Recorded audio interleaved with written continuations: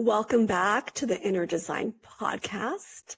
Today, I'm delighted to welcome Edi Matsumoto. After nearly 3 decades as a family nurse practitioner, Edi found herself listening to a quieter voice, one that had patiently been waiting beneath the surface for years. Rather than simply changing careers, she redesigned a way that she wanted to live, create, serve, and contribute to the world. Today, she's an award-winning artist, a gallery owner in Carmel by the Sea, and creator of Otter Therapy, a body of work exploring how beauty, humor, and creativity can support emotional well-being. Long before becoming an artist, a formative experience volunteering with Mother Teresa in India shaped her understanding of service and healing.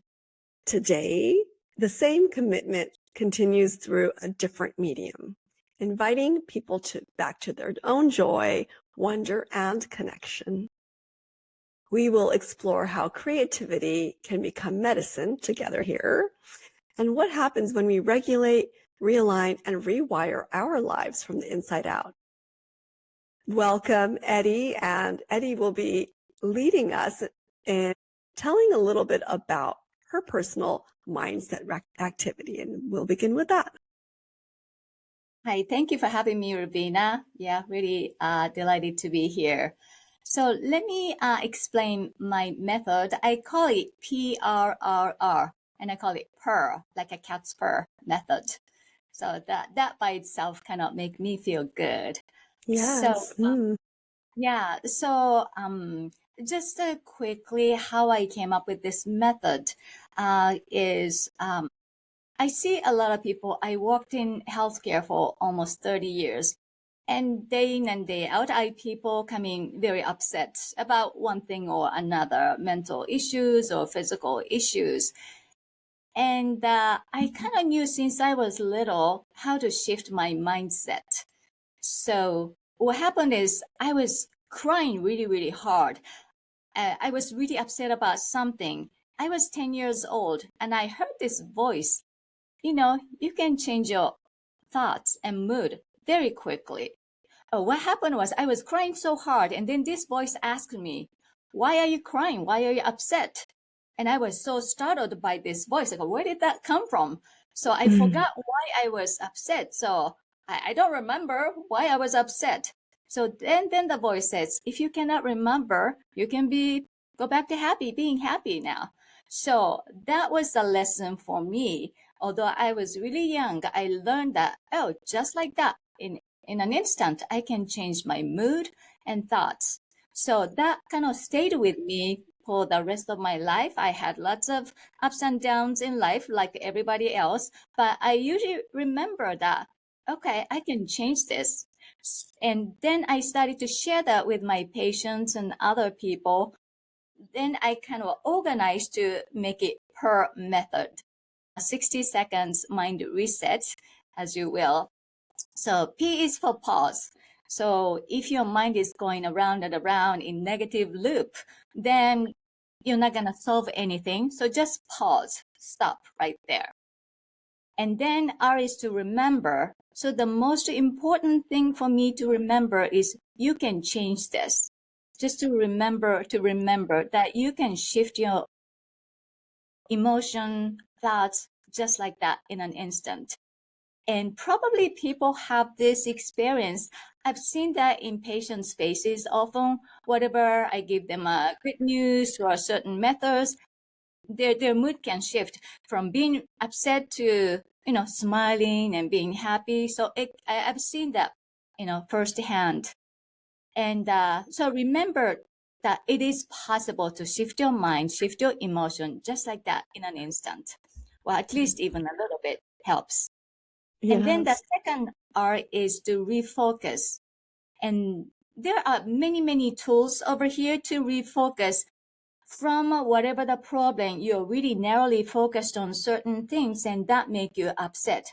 But basically, I help people to expand your vision, go wider, go higher, zoom out, instead of zooming in into the problem, and then refocus. And this is where people can be very creative. I'm going to use box breathing today, but many different breathing methods, or looking at, we'll talk about, some art and my Otter Therapy. So just looking at something adorable, beautiful, funny, your background, the sunset, just beautiful, just breathtaking. Just looking at something, just shift your focus to beauty, something funny, something adorable, or something physical, using five senses, seeing something, smelling something, tasting something, or touching something. Walk barefoot on the ground or hug a tree, anything. You can be creative and you can just explore the methods that works for you. And then finally, the release part. And just release the tension and just cannot let go of the tension you had. So just practice that box breathing. A lot of people, especially your audience, may know this, but Yes. this is kind of a go-to, just simple. So basically, we do trace the box in the air. Inhale, inhale, exhale, exhale. So we can just do this for a few seconds together. Yeah, let's do that. Let's practice. Okay, so inhale, inhale, exhale, exhale. 1, 2, exhale. 2, inhale. 2, exhale. 2. It's even better if you smile. Inhale, inhale, exhale, exhale. I even use a little purr, like a cat. Purr, purr, purr. And you can repeat the process as many times as you like. I feel better already. Yes, even I feel really relaxed after that. Thank you. And I love it. It definitely has your own flavor, a little bit of humor, and it's adorable, which I think really comes through about your personality. One of the principles we have here behind inner design is that experiences, sometimes that shape us the most, often happen long before we recognize their significance. They quietly become part of our inner design, influencing how we serve, create, and lead. And I know that you grew up in Japan in a family that valued creativity through your great-grandfather, is it right? Traditional ink paintings? That's correct. Yes. Mm-hmm. Looking back now, do you see threads from your childhood that quietly shaped the artist that you eventually became? Right. As you mentioned, I grew up in a family art was valued. So my great-grandfather was a traditional Japanese artist, amateur, but he just made this beautiful professional looking screen that you might think of Japanese art with the flowers and mountains and trees and with an ink brush. Very subdued colors, but gorgeous. So I know it's in my blood. And everybody in my family, and I saw my mother always creating. She always has solution for everything.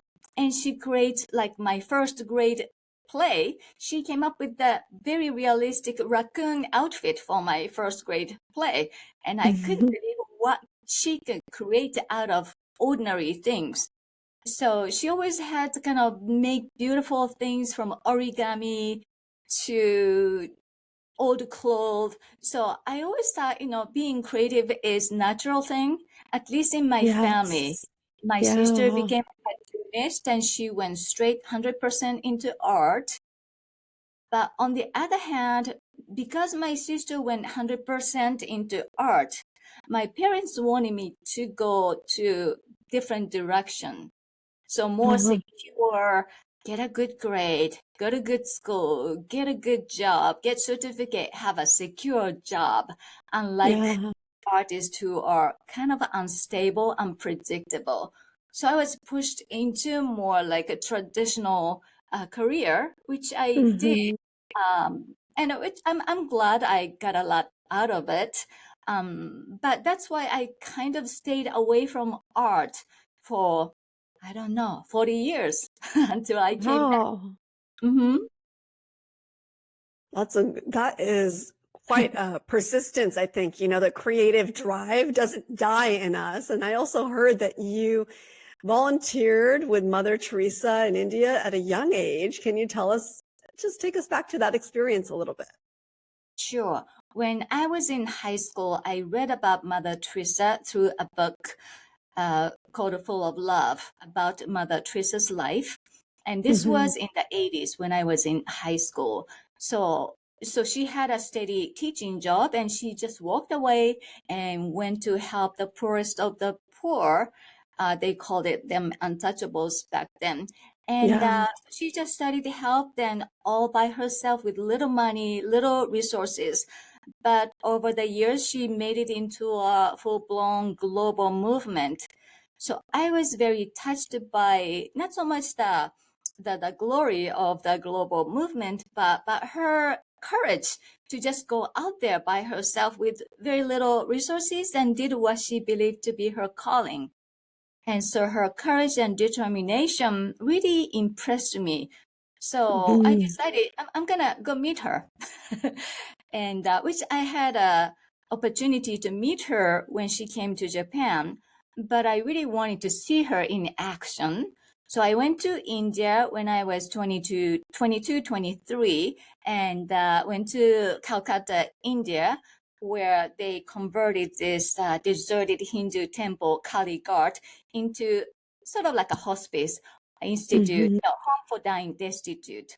So Wow. anybody can just walk up there and start there. We get assigned to do whatever we can do.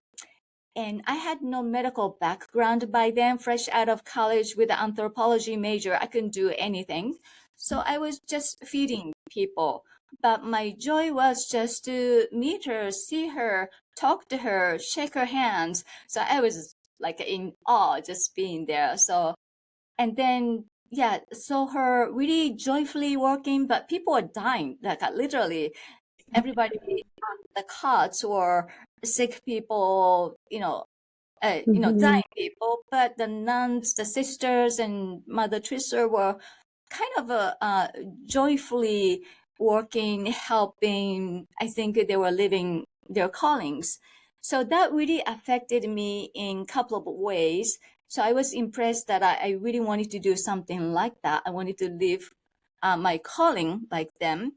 But I also found that I was useless. I couldn't do any medical thing back then. So I thought maybe in the future I may want to go into medical field, and that motivated me. When I came to the U.S. a few years later, I went into nursing, got my nurse practitioner, so I was able to finally help the sick and dying people myself in Yes. my own Yeah. calling for almost 30 years.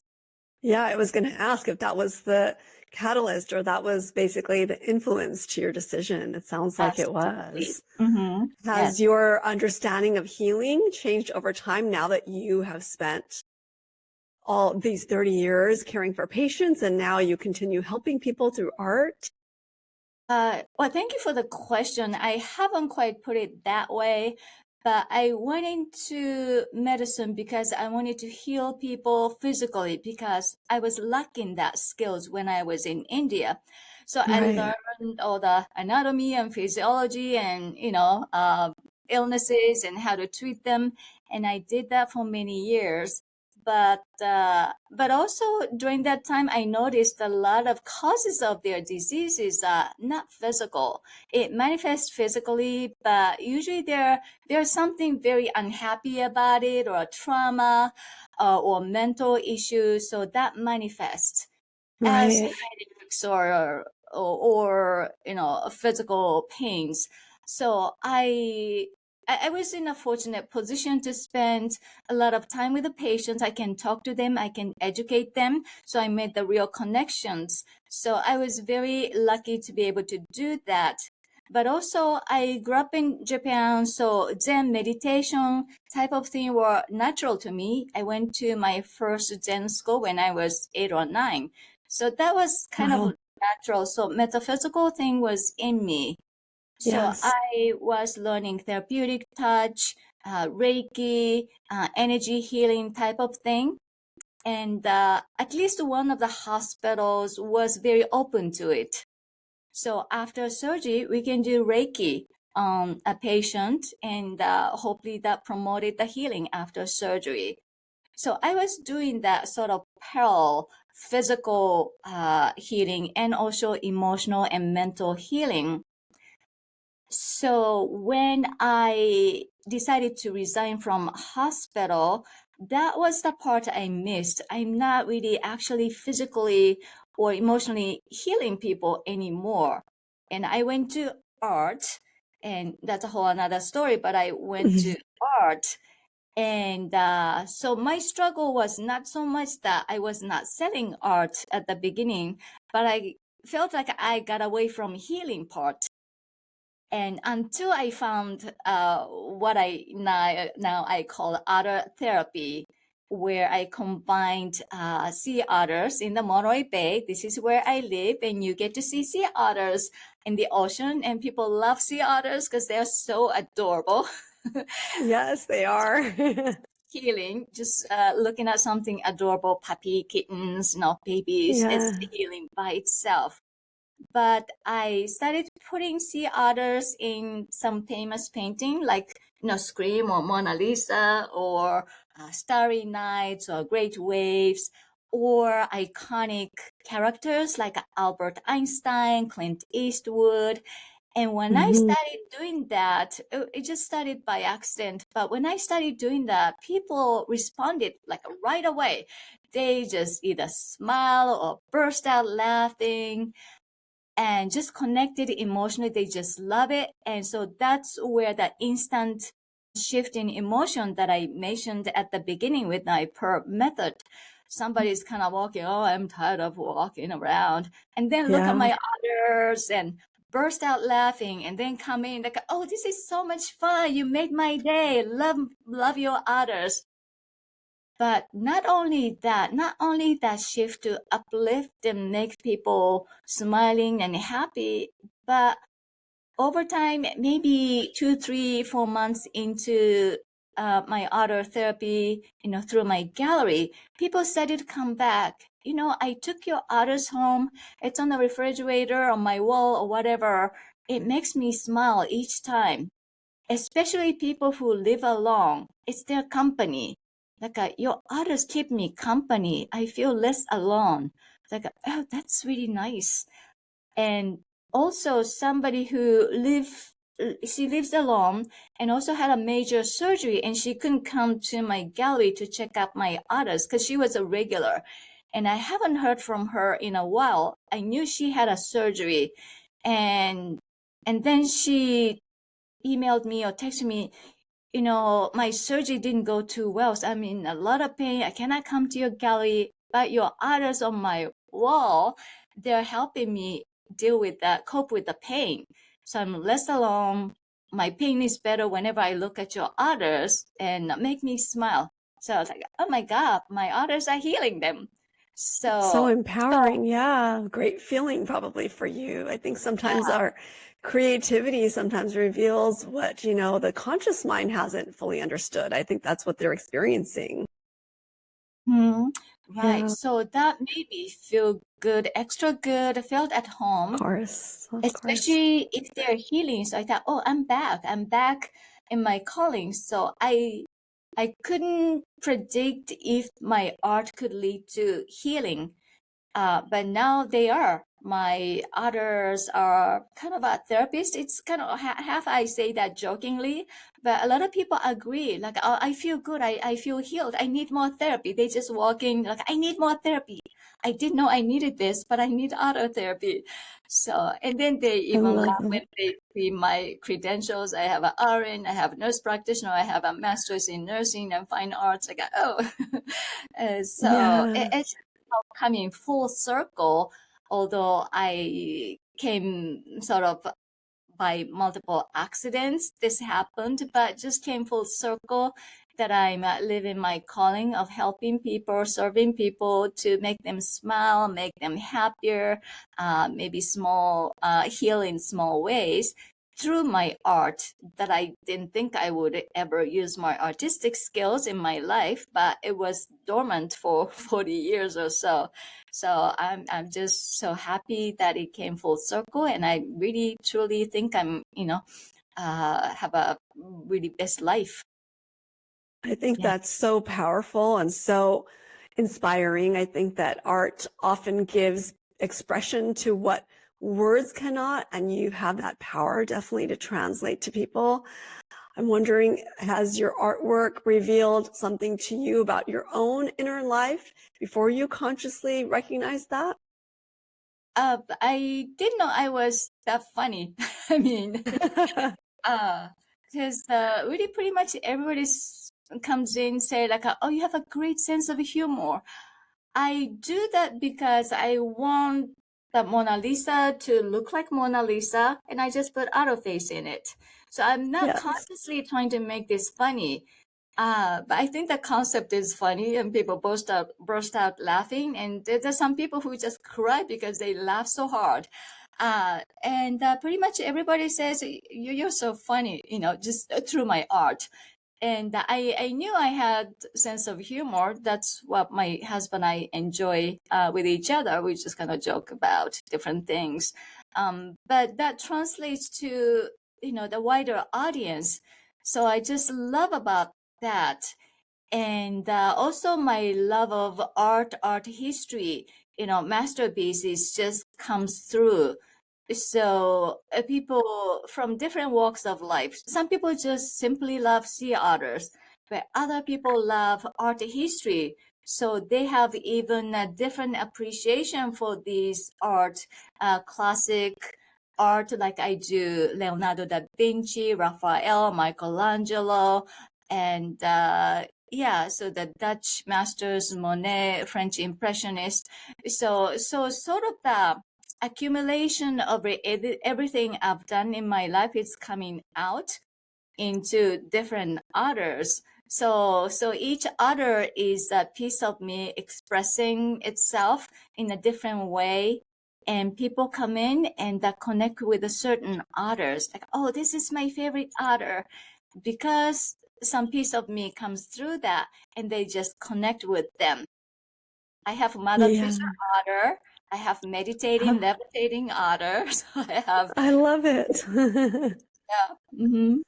I would love to take a look at those ones, especially I think maybe I would love to have one as well Yeah, to we can send you hang. one. Absolutely. Yeah, let me know which one's What, your favorite. Yeah. of course, one of the core ideas that I believe strongly is that creativity is not only reserved for artists, that it's part of being human, that we all create every time we solve problems. I heard you saying even in your mom, for you to acknowledge that she was really good at problem solving. And every time we connect or imagine something new, we're accessing parts of our brain that engages, the creative energy. And so as somebody with both a medical and artistic background, what do you think actually happens in the brain or in the nervous system when we are experiencing beauty and delight or awe? Mhm. Yeah, that's great. I think when you are feeling, I think it expands.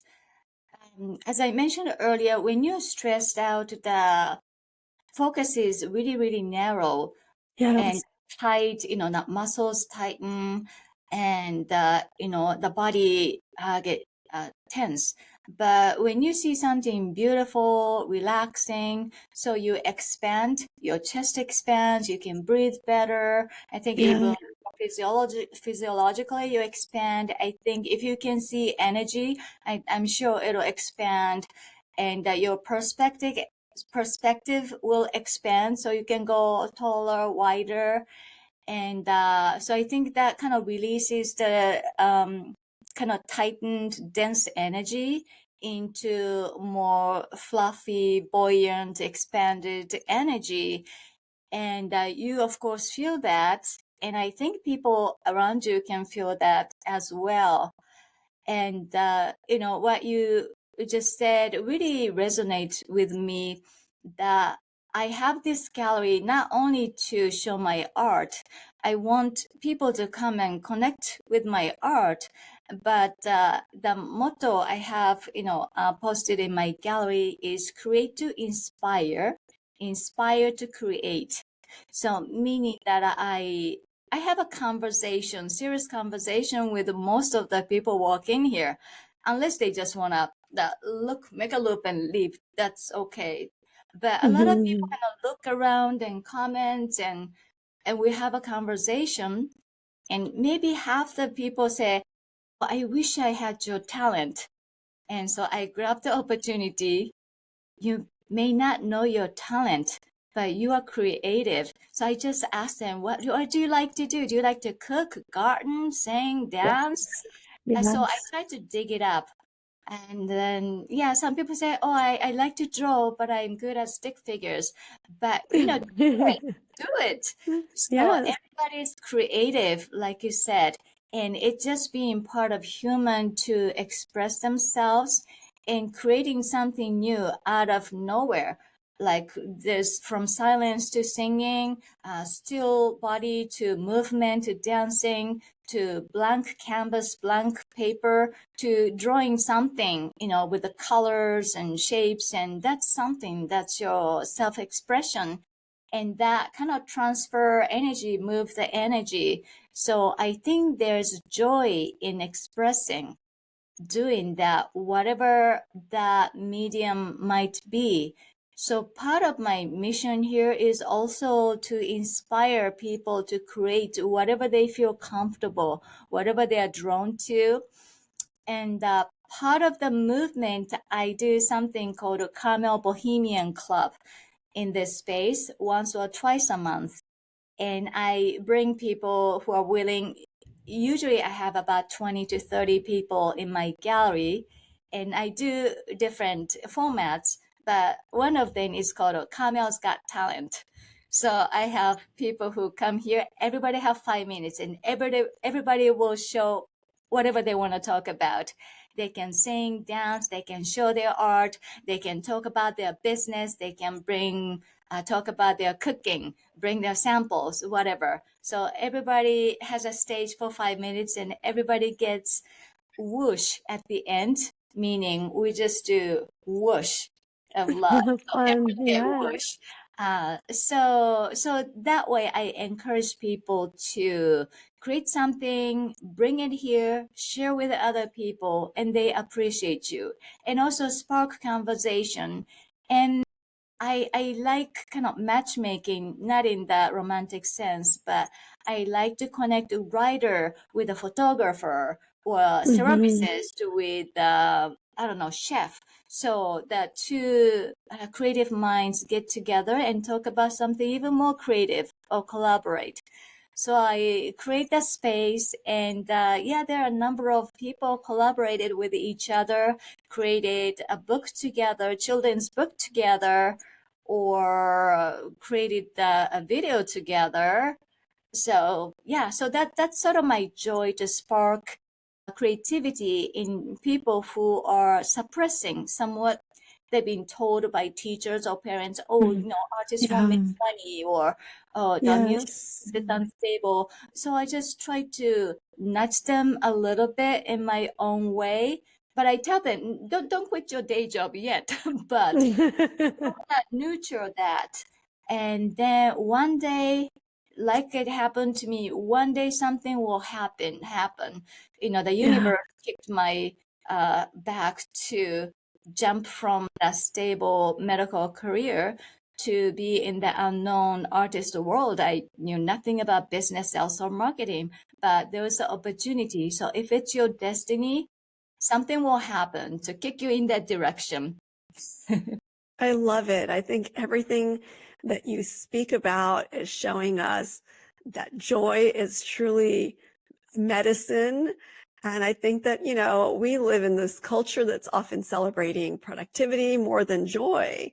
Yet perhaps joy isn't the reward for a well-lived life. Maybe it's the avenue is what you're showing us. And Mhm. it's part of what makes our lives well lived. I think the joy, the humor, and when somebody you explain is, you know, laughing at your paintings, what's happening inside of them, what's happening around them.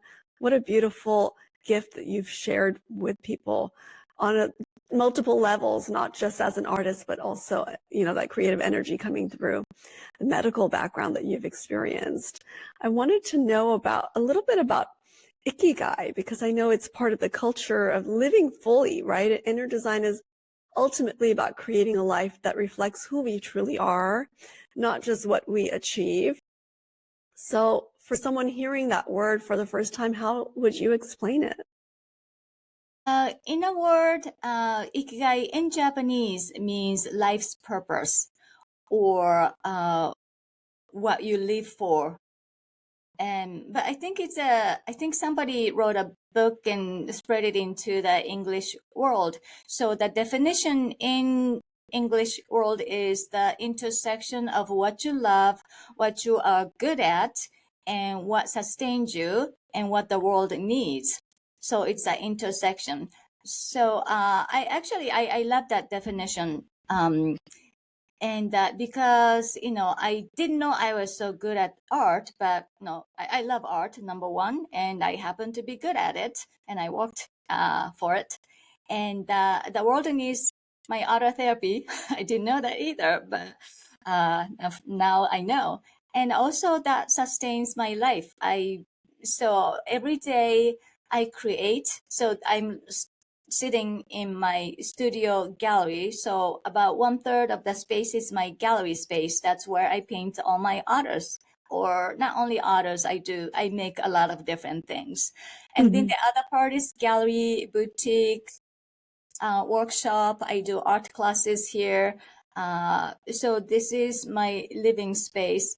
And and then as I mentioned, when people come, this is Carmel by the Sea, and it's a tiny little town, but world famous for our storybook feel, European feel in California. So people Yes, from it all is. over the world come to visit here. So I get to talk to people from all over the world. Like Nice. yesterday, I probably talked to people from China, Korea, Ukraine, um, Germany. So you name it, people come here to experience Carmel, and I am one of many art galleries here, and but I'm the only one with the other art, in Yes, there. of course. So people just enjoy that. So it can be creative all day, and also feel the conversation is very creative. But I really enjoy the experience, and I also inspire, especially young people, or even if they are retired and thinking about looking for something to do.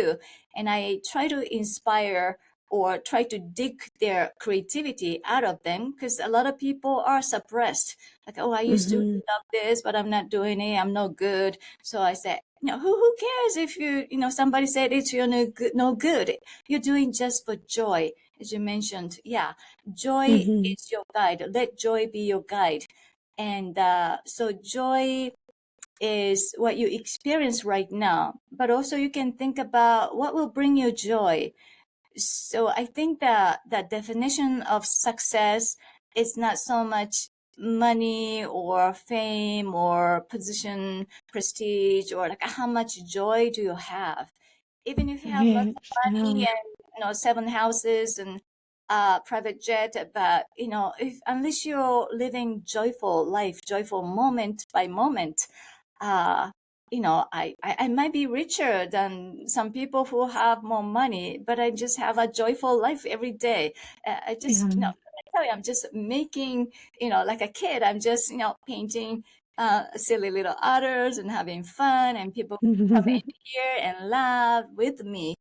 And then Yeah. if I get to inspire people to be an artist or musicians or whatever, it's another joy, multiplied. So that's Yeah. guy.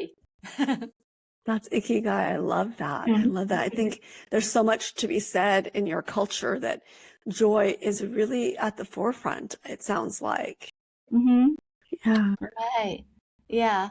Although, Japanese culture is very interesting. It's kind of twofold, very spiritual, like I mentioned, the Zen culture, mindfulness Hmm. is very prevalent. Yeah. We are familiar with them. At the same time, it's a very small society, very confined hierarchies and so like corporate cultures. It's very, Hmm. find and because it's a small society, you cannot step on somebody's toes. You have to be always polite and not say the wrong thing. So it's in a way, if you're in the middle of that society culture confinement, it's a very suffocating culture. So it's kind of interesting, Oh, interesting. the Yeah. juxtaposition of two of them coexisting.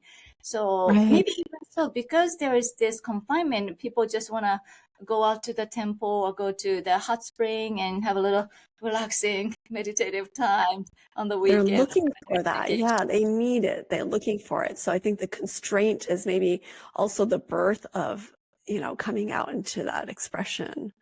It's very Mm-hmm. interesting. Yeah. Yes. One, one of the guiding principles behind inner design is that before we design our careers or relationships or future, we first design ourselves. And so looking back on your own journey, what inner shifts do you think you had? Were there inner shifts that made everything else possible? So the first, I have so many experiences, and also I studied many things, starting from the Zen and also the voice I heard when I was 10 years old. That Yes. is actually huge. Just learning that I can shift my thoughts and emotion just like that was huge. I didn't think it was Right. huge at that point. I thought it was just my tool, mind tool that I was able to cope with domestic violence, parents' divorce, Wow. household bankruptcy, and other kind of love loss, people's death. So I was able to cope with that Mhm. because I go into certain negative loop, and then when I can remember, I can get out of it. So that has Right. been a really good tool. And I also had always had the connection with some higher self, and always felt guided and protected. So whenever I want to do something, usually something appears in front of me. So I often tell people Wow. a relatively easy life, because whenever I need to do something else, it just shows up in front of me. I just take that. So it's not like I had a super easy life, but still, whenever like I came here and went to nursing school as a nurse's aide, and then went to the next level, next level, next level. Next level is master's degree in nurse practitioner.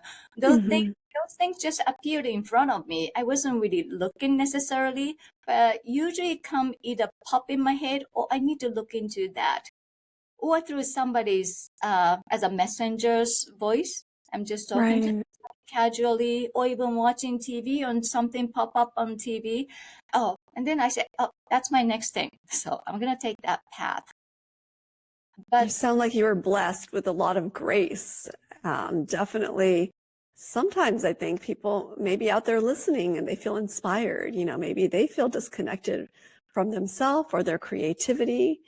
And hearing you, they're learning how to tap back into that. And I'm wondering if you have like a small practice. I know you shared with us your mind reset and even your workshops, but maybe something that someone out there can, decide that they're going to begin a journey towards more joy, just like you. And maybe I like to use the three principles of regulate, realign, and rewire. And we have three R's, both of us so I thought that was interesting. You have different R's than I do, but what advice would you have for them?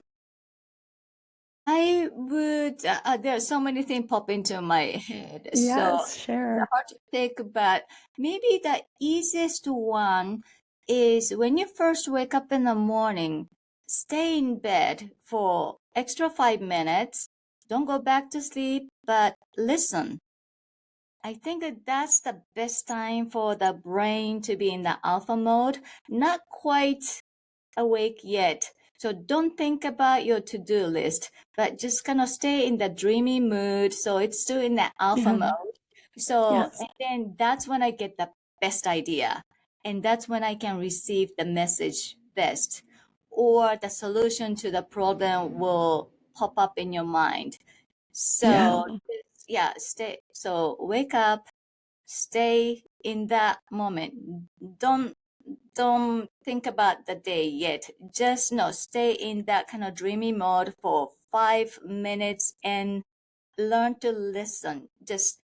Yeah, just stay in there. Nothing pop up. That's okay too. Maybe something will come out later, but just try to kind of stay in the purr mode or hot spring or just, the cozy, comfy, just warm and, oh, I don't want to get out of bed kind of mode. Yes. Mode. Just stay in there, and that's a certain very creative alpha mode in your brain. So treasure that.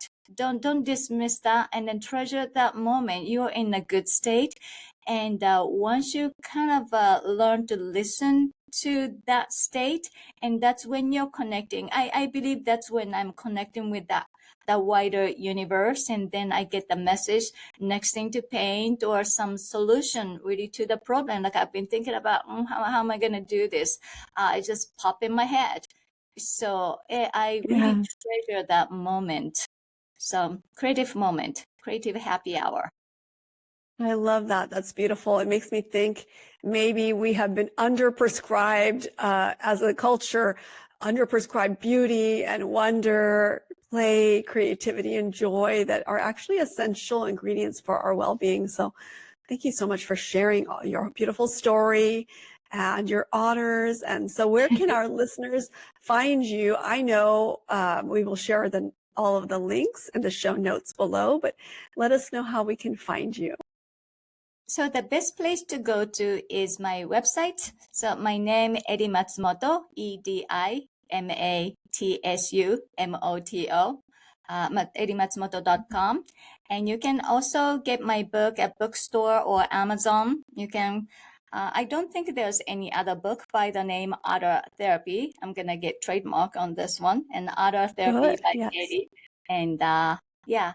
And then also, I have Instagram, Edi Matsumoto Art, and you can see all my otters. I'm doing otter a day, so you see different otter images with the cute little stories, just like my otter therapy book. Otter therapy book have 50 otter images, and then you hear stories about, sea otter fun facts about Carmel, about the original artist, all kind of funny day, like red wine day, hand holding day, Valentine's Day. So I have a little cute little stories. So just that kind of feel good. Kind of pick me up, whether you're feeling low or high. It's kind of something you can pick it up, and then have a little smile. And that's what I, like to prescribe too. If you need some other therapy, just, you can, look some on the Amazon. Of course, they had this kind of preview page. Yeah. Oh, and also Great. on my website, there is the Otter Joy Club sign up site. And if you sign up, you get the free otter coloring book. So coloring Oh is my goodness, creative fun. too. I will do that. I love to do coloring and doodling and little activities when I'm sitting at the desk in between things Uh-huh. just to let off Yeah. stress. So I will have to get that as well. Well, Okay. thank you Yeah. so much, Edi. It's been such a pleasure having you here with us at Inner Design. Today's conversation isn't about leaving one career for another. It's about recognizing that healing can take many forms. Edi's beautiful journey has illustrated that her inner design also follows our philosophy. When we learn to regulate our inner world and realign with what matters most, then we get to rewire beliefs that keep us small, and creativity becomes more than expression. It becomes a way home. Thank you again, Edi, for being here with us today. Thank you for having me, Rubina. It was my pleasure.